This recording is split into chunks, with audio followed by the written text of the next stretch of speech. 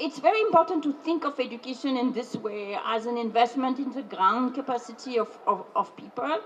And this is not something that parents necessarily do, but that also means that we have to think about what we are teaching the kids, because what you want education to be is an enabler for the children to be able to decode life in general, including the packets of oral rehydration solution, as well as, how do you, play with an AI agent.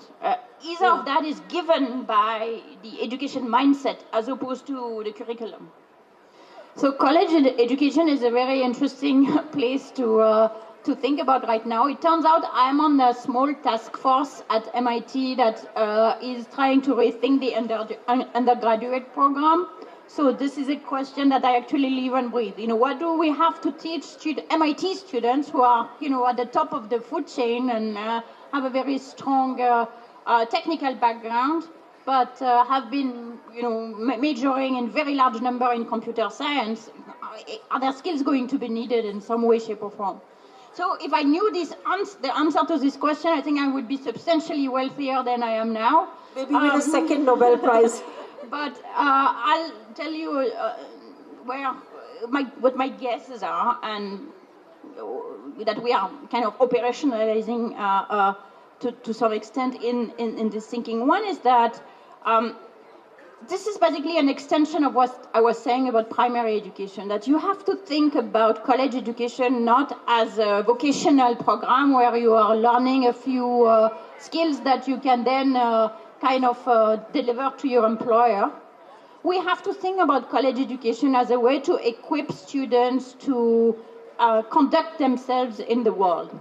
So think of it more as a GPS than as a phone book, if that makes sense. I don't know if that. I just made up that analogy on the fly, and I'm not sure it was a great idea. But think of it as this GPS, which is what they need is they need to be ready to learn, because the entire landscape is evolving so fast that the specific skill you are teaching anybody will become obsolete by the time they finish their education, and certainly by the time they're in the job market.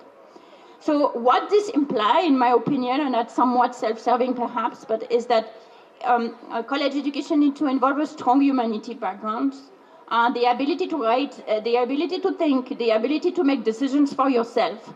And that involves philosophies, that involve ethics, that involve social science. And that's true including for our engineers. And it also means that, rather than learning to write lines of codes, you need to learn fundamental probability and statistics, because this is what is under the hood of these things that are going to help you moving forward. So in some sense, at some level, this moving forward of the technology, to me, means that we need to move backwards, or we need to move higher up in terms of the fundamental of what's in education, including learning to brush your teeth and make your bed and so on, that most college students, I think it's true in India and it's different true in the US, haven't learned when they were in high school.